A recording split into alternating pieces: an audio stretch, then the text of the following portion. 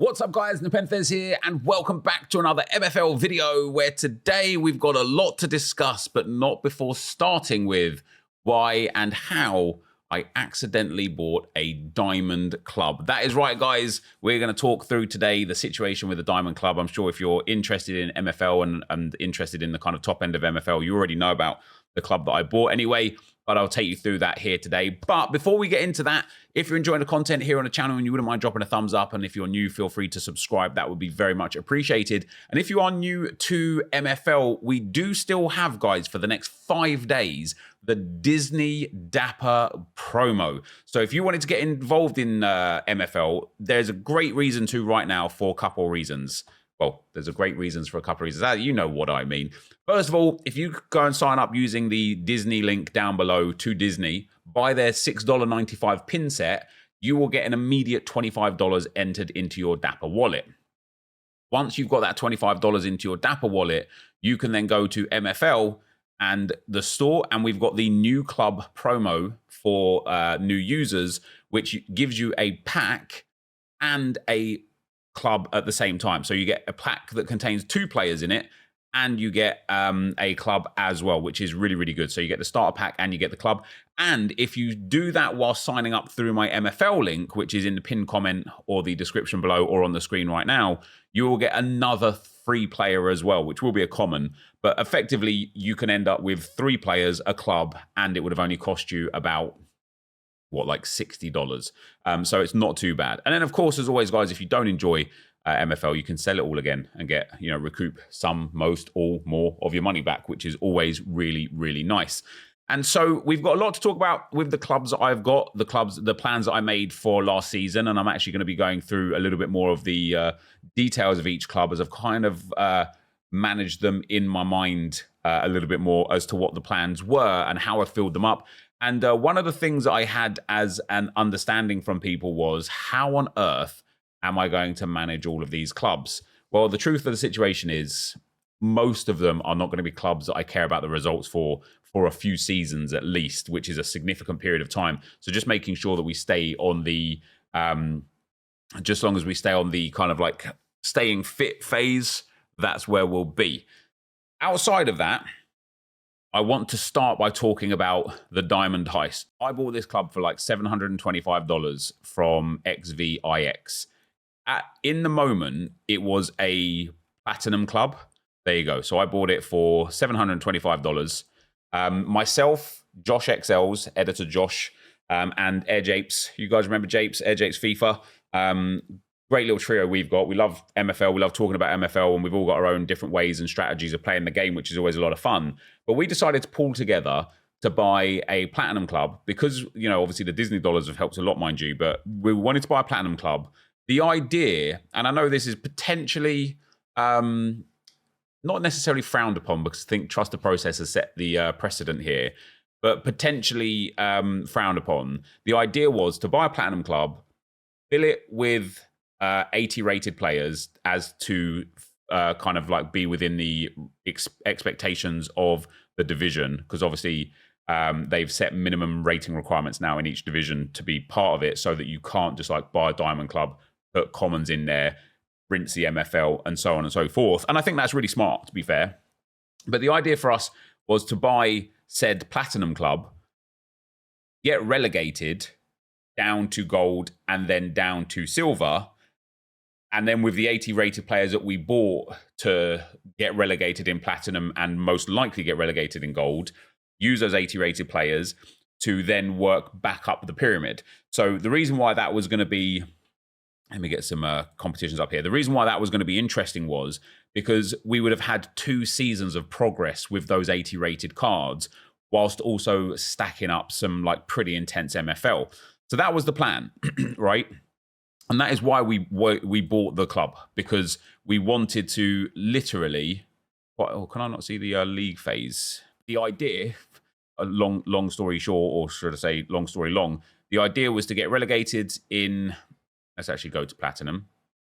The idea was to get relegated in platinum and pick up 165,000 MFL, then get relegated in gold and pick up 80,000 MFL, so 250,000 MFL, maybe a little bit more with the cups, and then basically in silver have a team that was competitive with the growth that we had and stuff, maybe finish mid-table or better, maybe work towards getting promoted again. That was the idea. And then what the plan was to get promoted back up to gold, spend some time in gold, working towards getting back up to platinum, and just kind of being in and around the top of the pyramid. What happened was, with the Diamond Heist, even though we finished third in platinum, first place, Barca Magia, they already have Dio here. He already has a club in Diamond, and you're not allowed two clubs in the same division. So he had two choices. He could either sell this club, and it would have got promoted to whoever bought this club, or he could keep this club, but would have to keep it in Platinum. And that's fine. He's probably going to win Platinum again. He picked up 410,000 MFL and didn't get promoted. So he could just use the same team again to do the same thing again, right?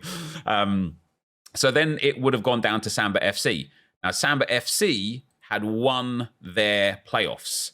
So they ended up getting promoted to Diamond anyway because they won the playoffs. So a team had to be the promoted team in the number one slot for this league. And it turned out to be the Diamond Heist, or X3 as it was called when I first bought it. And it's called the Diamond Heist for obvious reasons, right? And so we now got promoted to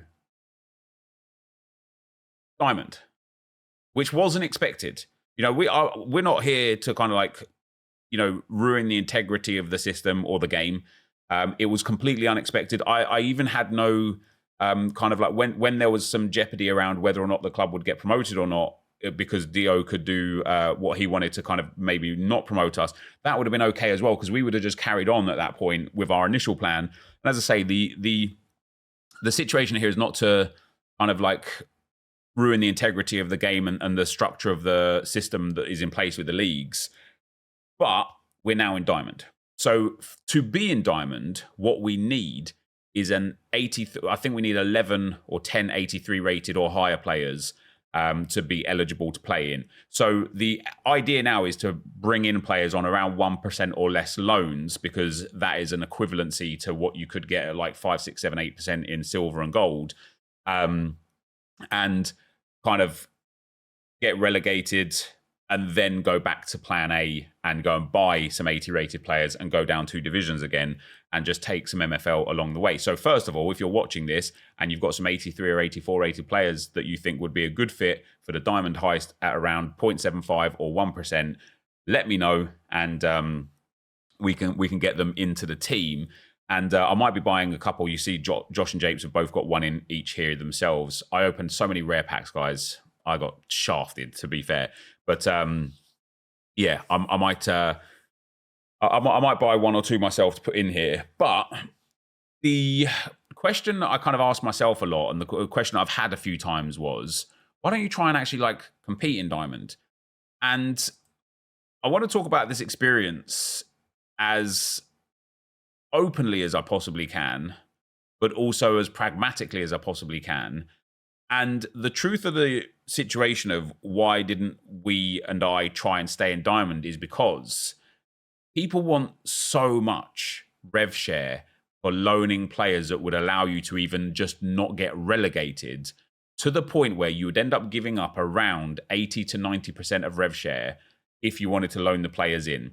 And so if we're finishing, for example, just outside the relegation zone, and the issue is as well, there's enough jeopardy there that you're giving up 80 or 90% of your rev share and you still might get relegated, right?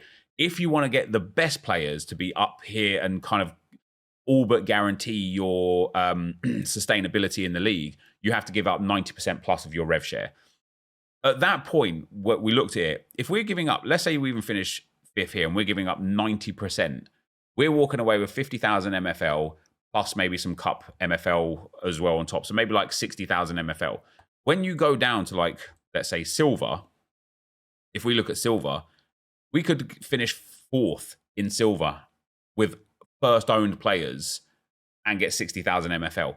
So the reality of the situation very quickly looked like the fact that it was just going to cost too much money to stay there in terms of MFL. in terms of actual cash and buying the players, it was going to cost too much money. You would have needed to invest, or we would have needed to invest together as 3 people, anywhere from like $15,000 to $20,000 to be able to buy the players to stay in the division and maybe, you know, like float around here. And that was just not a reasonable situation for us in this moment. So after like actually getting into the Diamond League, it's hyper competitive up there, and you've either got to give up an insane amount of MFL to borrow other people's players, or you've got to own your own players. So that was the negative side, right? However, on the flip side, it got me really excited for when my players become legendaries or ultimates, because I know that I will be able to yield 8, 9, 10% per player for loaning them out to the Diamond League. And if I, loan it out to somebody who finishes 7th and I'm on 8, 9, 10% with cup bonuses and stuff as well, I'm going to end up walking away with like 50,000 MFL. That's insane. That's almost as much as we would have had left if we had like contracted all of the players in. And so when we look at like 3X here, and I want to just have a look at his last game so we can see the actual quality of the team that he had. When we look at XVIX's squad here, the rating of some of the players in this team are 88s. Now, there are probably players that are like exceptional in certain regards. So he's got exceptional passing, exceptional dribbling, and that's probably why he's in there as an 88. This player's got exceptional dribbling and also decent passing. So he's an 89 left mid by trade. This guy's an 88 cam with 98 dribbling. Somebody ring a bell there for us. Cornelius, step up, please. And so I'm thinking to myself, this is the quality of player to get into a team that barely stays away from relegation. Maybe, just maybe, I'm not awfully far away from being able to loan players into the Platinum and Diamond division. And that got me excited because of the way that I like to play this level of game. And I like to play this game in this way, where I've got loads of teams at the bottom. I really enjoy the kind of like rags to riches, road to glory style. And if someone pops off, I just get the whopping benefits of the players at the top of the kind of system. And so I'm going to enjoy the journey with the Diamond Heist of getting relegated down from Diamond to Platinum, Platinum to Gold, and then looking at how we can rebuild in Gold and move back up. Because I think it'll be a fun process and a fun experiment. And I think it'll be good for the game as well to have that kind of understanding of somebody's experience in that regard that is kind of tracked within content. So I'm excited to do that. And that's basically how and why we ended up with the Diamond Heist. And so with that in mind, guys, I would like to talk about the other teams that I've set up and my experience with 2 teams that I wanted to run this season. And unless something changes significantly in the next 24 hours, I'm not going to be able to run. But here we go. So first of all, Prestige 26. This is like my main team, the team that I want to get promoted. I want this team to be an Iron next season. I bought a lot of packs using those Disney dollars. So thank you guys very much, because obviously when you guys sign up to Disney and get your $25 of credit in your Dapper wallet, I get $25 too. And so I missed out on the rare packs on the pack drop. And so I degened fully, and bought, I think, 6 or 7 packs altogether. Like, you could buy them from MFL for, I think they're $159.99. They were selling for like $240, $250 on Floaty, and that's what I was buying them at. So yeah, you do the math. I probably should have just bought some players. Maybe I could have stayed in Diamond, but obviously at that point I wasn't sure what was happening and whatnot. But yeah, probably could have and should have bought some players. But sometimes you like to I like the first own style of things. I was watching one of Laird's videos actually, and Laird spoke on how he wants his whole gallery, his whole agency, to be first own players. And I'm all about that. I want that as well. Apart from certain clubs where I buy players on purpose to test like proof of concepts, I'm all about first owner only gallery. That's me in a nutshell. That is just what I want from this game. I love that. So Prestige 26, I have added some pieces to this team. I thought to myself, I could loan these guys out up the divisions and get some percentages here and there from them. But Instead, I decided to keep them for myself, be selfish with them, and utilize them to help me get promoted and then help me stay in Iron. And I'm hoping that some of these guys will progress very nicely and help us a lot. Now, I've got a poor team in here because I need to be under a rating cap for a Ramble tournament that we're going to be entering. I don't know when it starts, but yeah, I need to be under the rating cap. But we've got Hosek here. He came out of one of the packs. He's a dub, by the way. Although he's only 5'9", 19 years old, 74 rated, guaranteed to get a tier breaker. So he's guaranteed, every player that is born into this game is guaranteed a minimum of +1. So he is guaranteed to become a rare card, which is quite nice. Also, he's only 19 years old, which is really nice because, you know, if we get a good career out of him, it'll be like 20 seasons, which will be delightful to have him just, even if it's in and around sort of like stone, iron, silver, and bronze for his career. That's still going to be a really healthy career for him. So we've got Hosek there. Kambaraj is now going to be the backup goalkeeper. Still got the same right backs as last season. And still got the same left backs as last season. I do actually have a left back that I packed out of the most recent pack that I got that I can put in here. But I actually quite like both of these guys. They've got good, like, they fit the way I play really well. So I'm going to loan the other guy out. And then at centre back, guys, we got this guy, Ebai. He's who we packed. Bittersweet with him a little bit. Like, I like the fact that he's got really high defending for a 77 rated. 87 defending is delightful. He's got reasonable pace, physical, and passing as well. You know, passing is not ideal, but it's reasonable. But a little bit disappointed that he was on the older side, you know, 25 years old. Like, worst case scenario, we could only get like sort of, 6 seasons, 7 seasons out of him. So hopefully he's one that's I just hope that he's got a high ceiling for potential and that he booms real quick. Because if by the time he's like 27, 28, he could be like an 84, 85 rated player, we could be loaning him into the Platinum division, which would be quite nice. We've still got Komatsu, we've still got Ayala, and I bought Richel for this season. I paid for Richel $23, and honestly, I think it's a steal. And the reason why is because for a 72 rated centre-back, he's got 80 pace and 81 defending, which is delightful.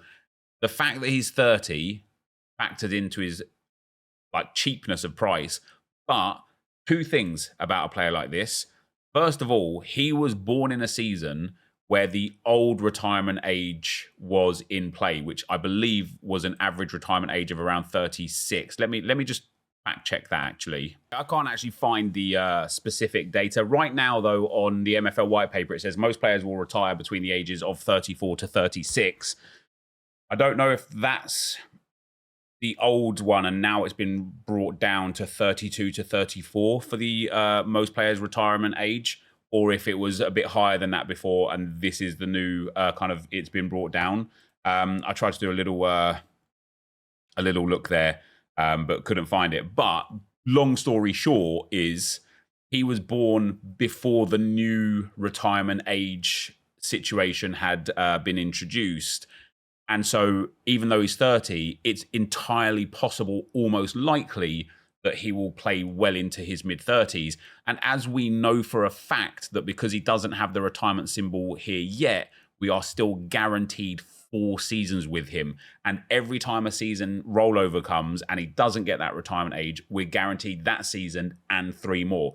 Once you initially see the retirement symbol, which is this thing here, you get 3 seasons left of them. So for Headstrom here, I get the rest of season 5, or all of season 5, all of season 6, and all of season 7. So my golden oldies that are in this team at the moment, which we've got a few of them to be fair, they are all available for 4 seasons, which is nice. So when it comes to Richel, obviously his progression has not been stellar. He might already be at his prime age. I'm hoping not. I'm hoping we can squeeze a bit more progression out of him. But if I just get 4 seasons, 5 seasons, 6, 7 seasons of him as a sort of like high stone, low iron player for $23, I'm absolutely okay with that. So he was picked up for us as well, guys. As you'll notice, I have changed formation, and that is because I wasn't enjoying the midfielders I had. I also packed this guy. Really disappointing to open a pack and have your rare 75 rated. You know, you want kind of the top end or at least the mid-range. The good news about him is 21 years old with 90 defending. He's also got 69 passing, which is decent, and 66 physical, which is okay. So he's just going to be a stay back, kind of defend, win the ball, pass it safely off, and that's going to be his role in the team. I also bought Usta, and I picked him up for $38. And what I like about Usta is, again, 28 years old, but was only born in season 4. So he's had no progression yet at all. And I think he was born mid-season of season 4, so hasn't had any game time or anything yet. So whatever his possibility of progression is, I'm gonna get it.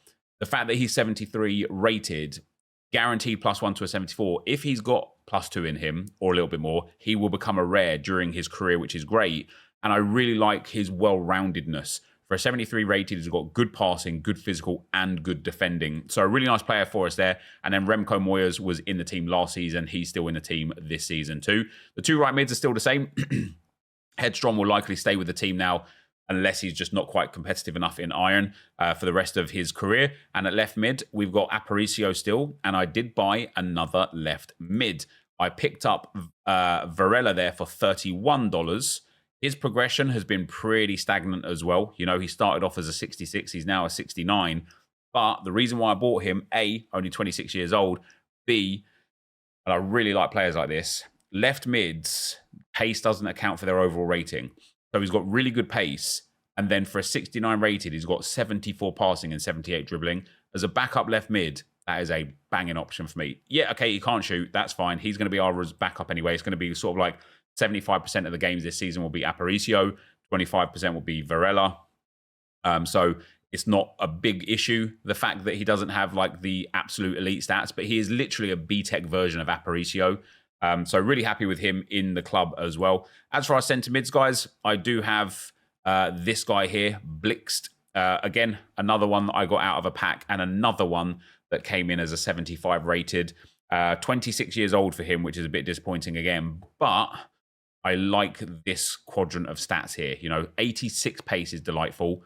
77 passing and 74 dribbling is good with 70 shooting. He can shoot. It's nice. You know, I'm thinking about the sort of teams we're going to be playing against. Like, he's better than the division, basically, which is really, really nice. The sad part, again, for him is that he's 26 years old already. So a little bit of a shortened career for him. And then for the centre attacking midfielder, he is going to be a striker for us, this guy. He's a player that we got out of a pack as well. Good rating on him at 80, but bad age at 27. He can play cam and striker. I will not be playing him as a striker beyond this season. He will be a kind of backup striker this season. I want to try and use him. One of the things I did last season with Aparicio, let me get him here because I actually want to show you. Aparicio has ridiculous pace and ridiculous dribbling, right? It's fair to say. What has he got? So he's got 92 pace and 82 dribbling with 81 passing. He's such an elite card for a 74 rated. So I set his personal instructions to dribble more and like have freedom and such. And when we look at his attacking setups, 418 dribbles in the 23 games that he played last season, right? And when we look at his seasons before for other clubs, 319, 322. Okay, I played a few extra games there, but I just set him to a dribble. And he created so much because of it. So when it comes to Đurđević for my striker spot, even though his shooting isn't elite, it's still decent, but it's not elite. His passing and dribbling is very good. So I'm going to test this season having him on kind of like dribble more, be risky with passes and just try and have him as a striker that actually carries the ball a lot. Because once again, I think in this division, you know, if I've got 86 dribbling on this guy and he's coming up against centre-backs like mine, like Ayala, who's got, you know, terrible dribbling, terrible passing, terrible pace, he's just going to dribble around them like real easy. That's in my mind, that's how it works anyway. So Đurđević, he doesn't really have stats of an 80 rated, but, and, you know, being 27 years old, it really is a pain in the bum. But he's another one of the players that we picked up. And then last but not least, guys, I went and bought Beckman. I paid... Oh, no, I didn't. Did I buy? I did buy Beckman, guys. I did buy Beckman. I just bought him on floaty instead of through MFL. So I like Beckman because he's only had a +1 so far in his whole career. That was the tier breaker, obviously. I'm hopeful that he's got more in the tank, so to speak. But 6'4" for him, 27 years old, so a good amount of career left in him. Well, not really if he gets the early retirement, but 81 shooting is just real nice. His dribbling is good and his pace is good. And so I'm happy with him up front. So I've only got 3 strikers to rotate through this season. I could have done with a 4th striker, but I'm just not going to be using a 4th striker. And so that's the team that I've got for Prestige 26. And if this team isn't good enough to win the league, I've done something wrong. I've mismanaged, because this team is good enough to win the league for sure. As for the other teams, guys, so we've got First Owner FC. This is a team full of first-owned players, obviously. Last season, we finished 10th. I would be shocked if we didn't win the division this time around, because I've got my first owner sort of like, maybe not win, maybe that's a little bit expecting too much, but this is a strong team. A lot of the players in this team are the players that were the backups for Prestige 26 last season in Stone. So now that they're in Ice, I would highly expect them to be able to be competitive. And of course, everybody here is first owned. And there are some new players here as well. Like this guy came out of one of the packs that I got. So yeah, we're playing the 4-1-2-1-2 narrow for First Owner FC. Then I've got my 2 Ice farm teams. Now, relegation is going to be in play this season. And so because I would rather get promoted from Spark than I would fight to stay in Ice, I built these 2 squads with the lowest rated players I had available and the least players that I needed to stay fresh. This team will lose every game and it will get relegated, right? And I'm content with that. You might be looking at that thinking, wow, you need a couple of players. I do not. I have set this team up so that after every single game, exclude the goalkeeper who will just rotate, you know, literally every other game will just, new goalkeeper will rotate every other game. I've got this team set up so that I will rotate 3 players per game, every game, and everybody will stay fresh, right? Work with me here. We've got the backup goalkeeper. For the defenders, I've only got 5 defenders, but I've got right back, centre back, left back, right back, and centre back. So after the first game, Moreno will go into right back. Colombo gets a rest. After the second game, Moreno goes into centre back. Colombo comes back in. Montoya gets a rest. After the third game, Siodzet goes to left back. Duran gets a rest. Moreno and Montoya stay at centre back. And then after the 4th game, Siodzet comes back in. Moreno gets his rest. And basically, they will just be on a little cycle between the 5 positions, right? I think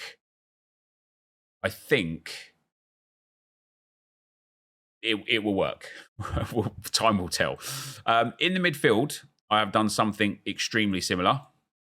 I have got 2 spare players in the midfield because, as you can see, one of these players is up at striker. But in the midfield, it's just going to be the same situation. The right mid will rotate into right mid, who's also a striker. The centre mids, we've got 2 there, and the left mid we've got there. So we've got a centre mid Jorgensen that will rotate between the 2 centre mids. And then up front, we have got all 4 players logged in right now. Who have I got for the... Yeah, so basically, Jeddah will go at right mid.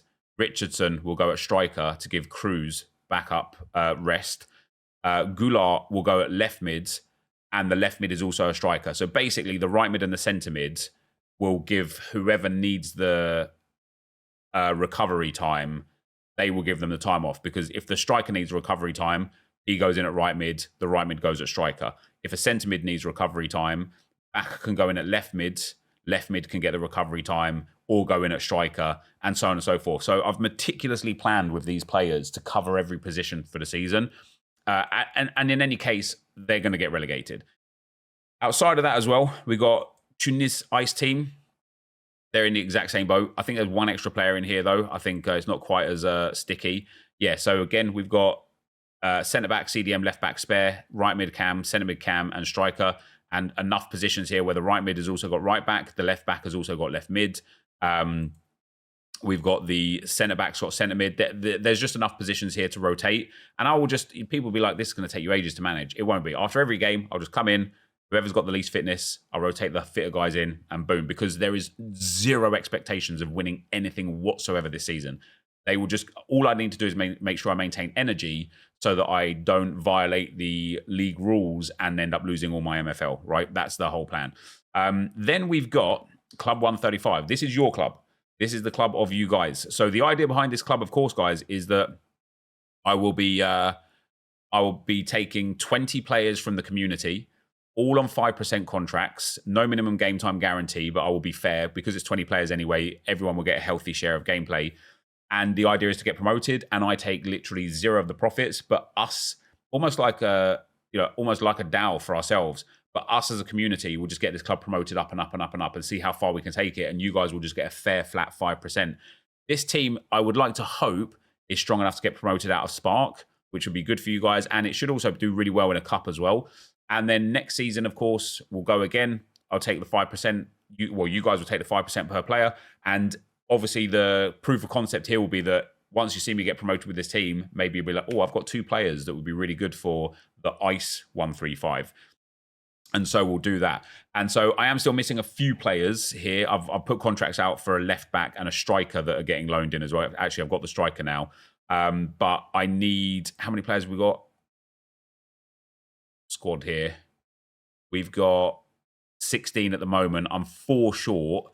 And that specifically is a right wing backup, 2 left backs, and I think a centre back.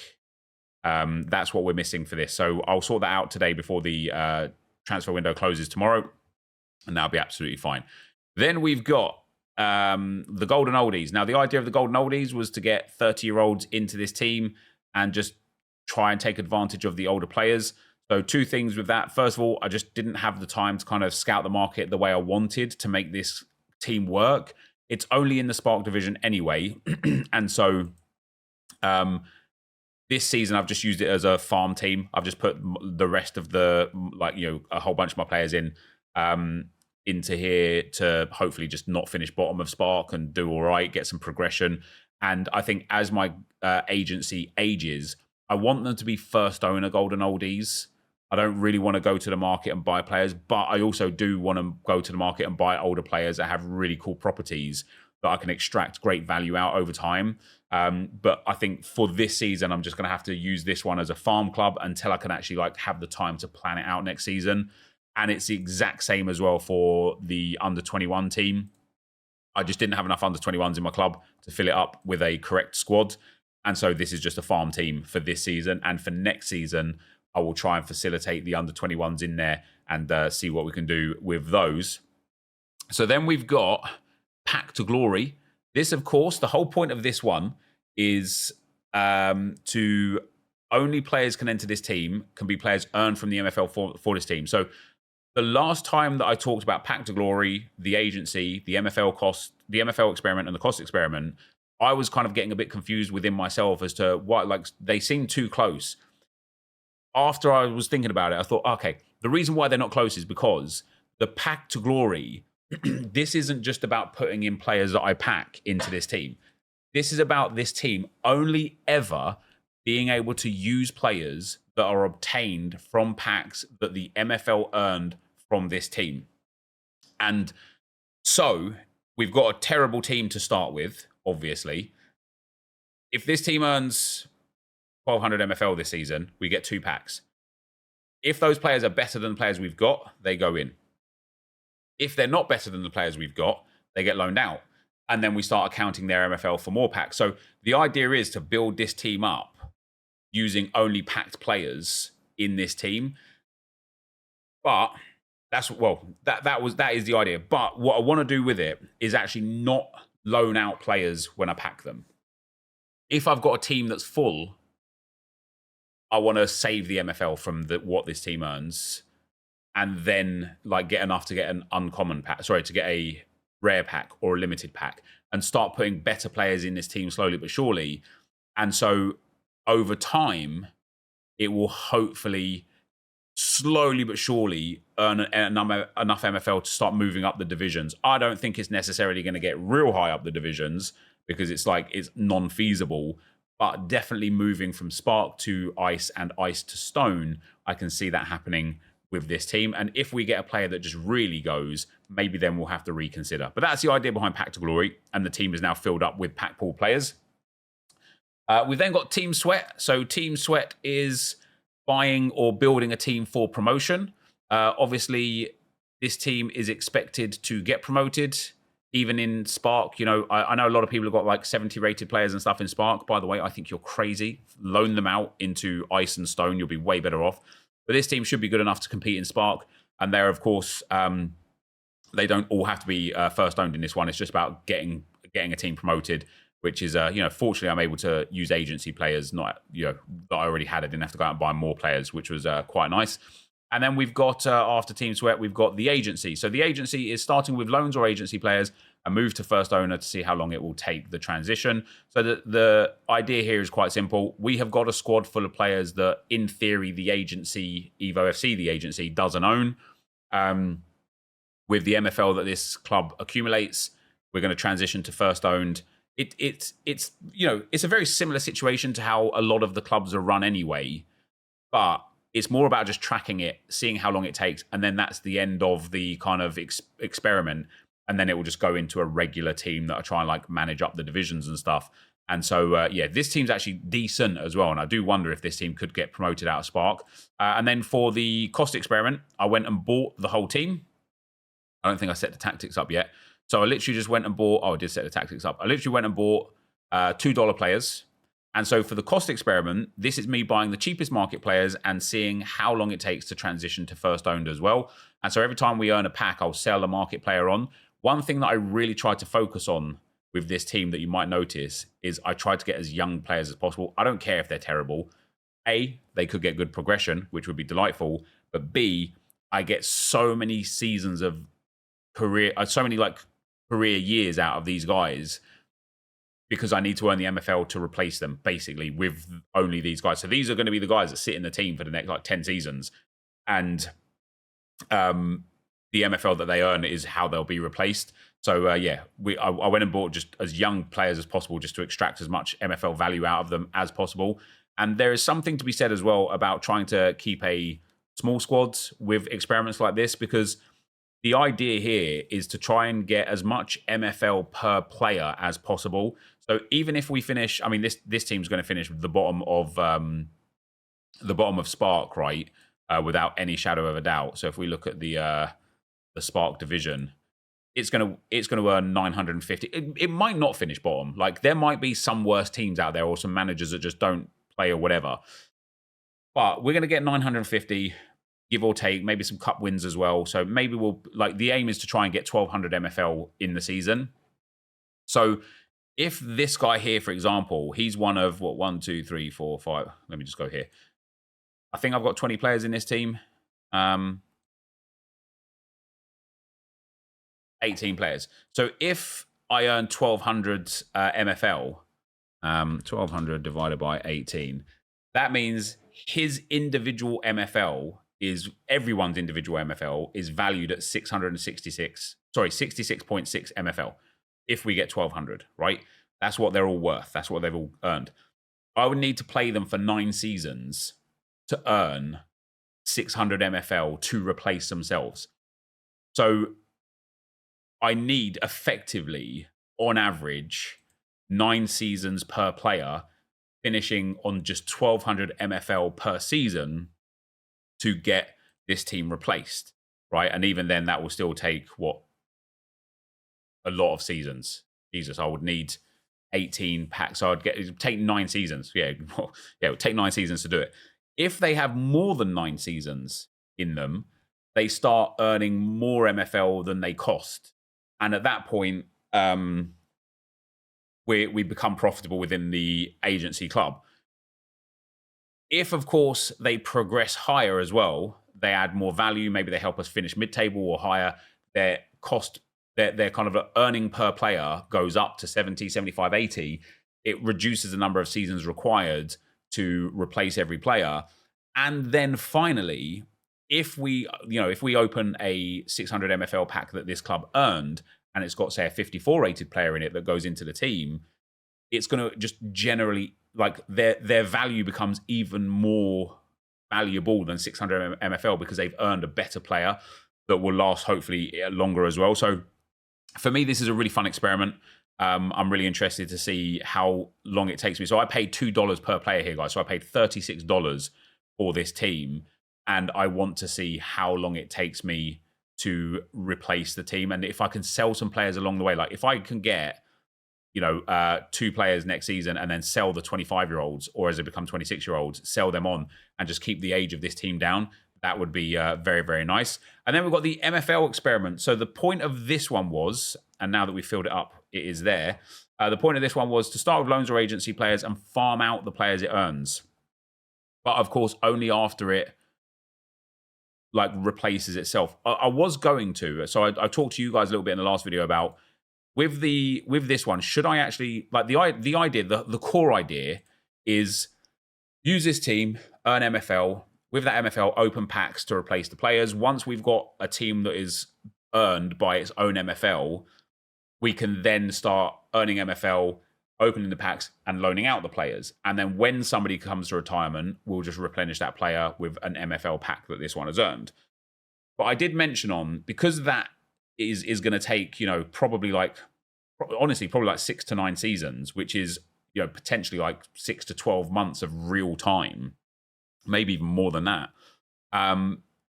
It's the sort of thing where I'm like, should I just take the initial 11 and just skip the phase of, we've replenished them, and just presume that this is the setup that we've got, and from now onwards, everything that this earns as MFL, we loan the players out? I think that's probably a smarter thing to do, just to kind of speed the process up. We've got plenty of other clubs that are going to take that sort of 6, 7, 8, 9, 10 season stint to see how long it goes. So I think that's a pretty good way to go around it. And then, as I showed you already, guys, with Evo FC under 21, that's just a farm club. But there's 2 clubs that I haven't spoken on right now, and that is Evo FC Spark to Glory and Evo FC Road to Glory. Something has happened that I did not account for that has completely thrown me through a loop. When you've got no players in your club and you offer a contract to a player, they just get rejected. Even in the Spark League, where I was like, surely I could just pick up some low-rated cards. The idea is to bring in loans, build a team, and get promoted with these teams, right? But when I go to the market here, and we go on scouting, and we're going to go this side, I like on the left-hand side. We go on scouting, and we go for contract is a free agent, of course. Open to offers, accepted division is ICE. I want to pay around 5% rev share. And so I look at these players, and I'm like, okay, what have I got? Let me start with a goalkeeper. So in ICE, I probably want somewhere around the sort of high 60s to feel like I can get promoted. So we've got this guy here, Curl. We've got this guy here who's 5% and then 8% for 15 matches or more. He's only 19 years old as well, so that's pretty good. Let's even just say this guy here, right? 2%. So if I go and make a contract offer, 2% rev share, and then if I don't play 20 games, which is a lot, but you can do it with the goalkeeper. Hold on, wrong club. We want to go to Road to Glory here. 2%, 20 matches. If I make this offer, he's just going to reject it because I've tried it. I've tried to build the club. Nobody has accepted anything, right? But then I looked at what about the auto-accept players? And the players that are on auto-accept are just really poor and won't allow us to get promoted. So I am tempted to do one of 2 things. For the Spark team, I can just go and get auto-accept on 0 or 1% and just try and get as high rated as possible. Like if we go down to Spark, auto-accept with 5%. I mean, even here, I think mid-50 players are going to be good enough in Spark, and we'll get to why in a moment. But for the Spark team, I feel like because of the auto-accept situation, we could probably build, I mean, that's all that's available. Oh, no, there is a bit more available.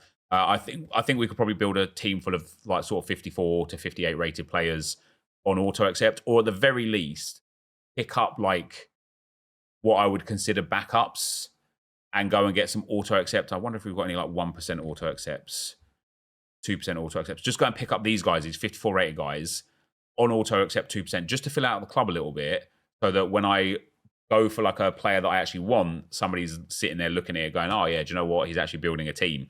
So the problem with that is, as you can see up top here, registration closes in 22 hours and 49 minutes. So I don't have a lot of time to kind of figure that out and fix that. And so that's going to be a little bit of a problem.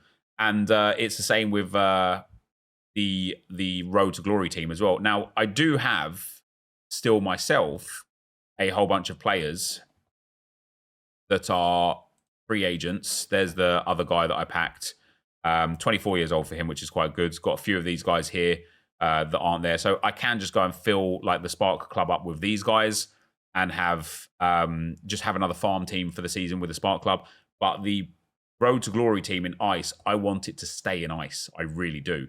Now, there is, where have we got? MFL player info, MFL manager projections. Here we go.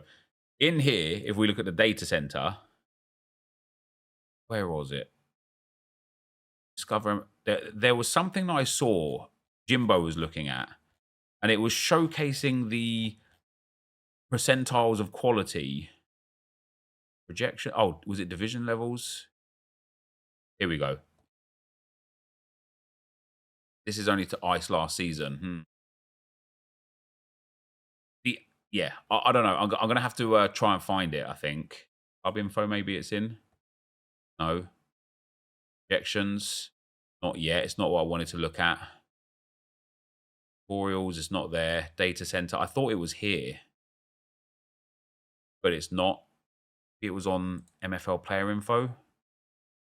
Doesn't look like it. Maybe it was on MFL assistant.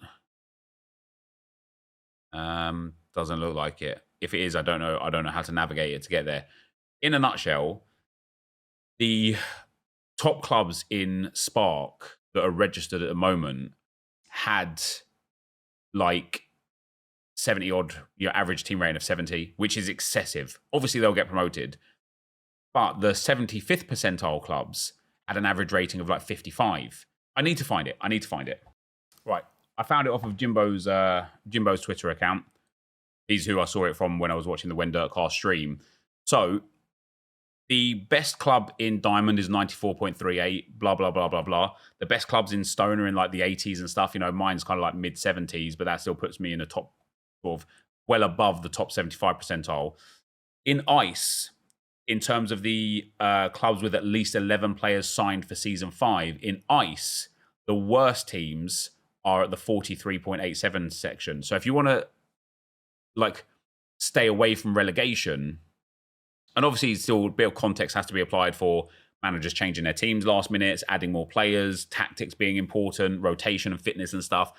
But presuming that this is kind of a good average to go on, look at that. For silver, the worst team is worse than the worst teams in bronze and iron. Yeah, if you want to kind of like base that there, a 40 sort of 5, 46, 47 average rated team should be good enough to keep you away from relegation with Ice this season. I think these numbers will change quite dramatically next season as a lot of Spark teams get promoted in and a lot of Ice teams get relegated out, down back into Spark, where people are like taking advantage like I am with my farm teams, you know, where I'm taking advantage of that last place Ice kind of MFL before going down to Spark. But what was interesting to me about Spark is that, look at that, the 40 rated team, the worst teams are 40 rated on average. The worst quarter of teams are 52 rated on average. So if you've got a team of mid-40s, it's entirely possible that you're not finishing bottom. And you might even get put in like a more favorable league with a lot more of the worser teams in there. But there's not a big discrepancy between the bottom quarter of teams and the bottom 3 quarters of teams. It's 52 on average to 59 on average. Now, when you account for rotation and tactics and stuff, that is manageable at that level as well, especially because a 58 rated striker that has 75 pace and 70 shooting, but terrible stats elsewhere, is going to destroy compared to a 62 rated striker that might have 60 pace and like 55 shooting, right? So the individual stats are going to matter as well. But you can see here the top of Spark is really, really heavy. The top of Ice is really heavy. And the top of Ice is good enough pretty much to get promoted through Stone as well, and through, or at least finish top, hit high here. And isn't this interesting? And this is why I think my Prestige 26 team can go really strong for a few seasons, because presume I get promoted from Stone this season, which I think I will, it's going to be competitive. It's going to be in a position to get promoted from Iron into Bronze as well. And if it did make it to Bronze, it's not far off staying in the division. So I think there's an ability there to stay. Obviously, this is for Season 5. All these numbers will shift and change for Season 6 and beyond. But more to the point was, I'm excited with my Spark teams, as I think you guys should be too, because even if you've got a bunch of like 55 rated guys that you're looking at thinking, oh my God, this is terrible, it's not that bad. You can finish mid to upper table with those players. And if you've got some that have got some good progression and carry you up into that sort of like average 60 rating, average 62 rating, the best teams, the 100 percentile or 75, I would like to see what the 95 and 90 percentile is as well, because that's when you're going to start looking at sort of like top 3, top 4 in the division. And I really think it is going to be entirely plausible that an average 55 to 60 rated team could get promoted out of Spark. And once you're there, once you've got promoted into Ice, you can maintain with that situation. So I'm really excited to see how kind of the Ice and Spark teams go over the course of the season. And so back into a nutshell, when I look at this team, this group of players that I've got as free agents available to put into one of my teams if I just want to register an extra team, which there's no reason why I wouldn't, right? Instead of having them as free agents, I might as well, so at least I get the training and progression on them. But they won't finish bottom in Spark, which is nice. They could potentially finish mid-table, which is nice. But when it comes to actually building the Spark team, and even the Ice team, I only need sort of like 60 rated players in Ice on Road to Glory to maintain and build some trust with people to actually loan me players and manage to stay in the division. So I've got a lot of work to do in the next 24 hours for that, guys. I've been banging on here today a whole bunch. What have we got some messages for here? Brunel was accepted. They were both expected. So Club 35 now. Let's go and have a look at Club 135. We have got, in terms of the squad, we've got 17 players. So I've got 3 spaces left in this team, and I want to fill up every position because if I only go for 95% and I take 5% of the MFL, that's not what the point of the club is about. I don't want people to think that I'm trying to like leverage MFL by just having a shorter team. We've got a goalkeeper and a backup. We've got a right back, and the backup is Owen. Bouvet is actually a backup left wing, and I'll explain why in a moment. We now have a left back, so I need another left back backup, and we've got Owen, who's a backup centre back, but I would appreciate a left back that also has centre back as a position, just so I've got multiple usage across the back line there. And now looking at the Spark division thing here as well, we are like, this whole team is like low to mid 60s. This team should ideally get promoted. So that's where we're at with the defense. The defense is looking strong. In terms of the CDM and centre mids, I have got these 2 guys as backup. So I've got 5 players to rotate through 3 positions, which is absolutely superb. Where are my other? Oh, wait, I put right mid. There we go. I've got these 2 players to cover for these 3 players, which again is superb. So some good backup in the midfield.